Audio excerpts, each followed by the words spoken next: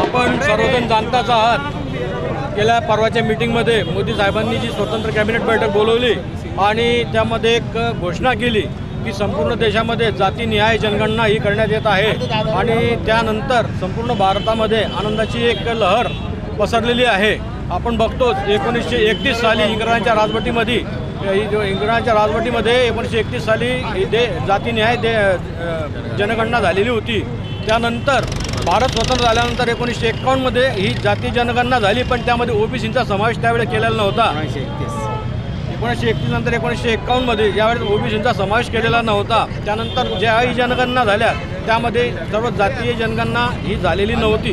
परंतु आता मोदीजींनी त्यांच्या या काळामध्ये सर्व क्रांतिकारी हा निर्णय घेण्यात आला आणि जातीय जनगणना करण्याची घोषणा आता करण्यात आलेली आहे।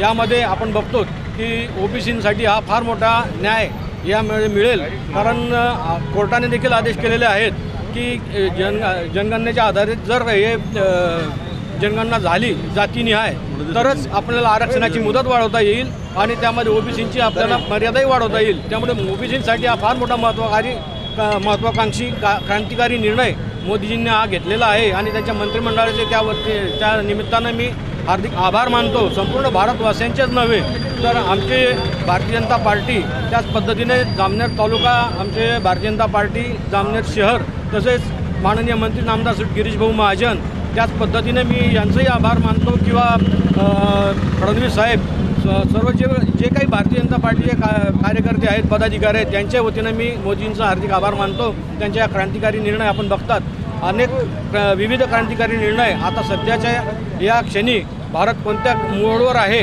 आणि पाकिस्तानला धडा शिकवण्याच्या तयारीत आहे, त्याच धर्तीवर मोदींनी हा आणखीन एक क्रांतिकारी निर्णय घेतला। त्याबद्दल मी त्यांच्या धाडसाचं अतिशय कौतुक करतो। धन्यवाद।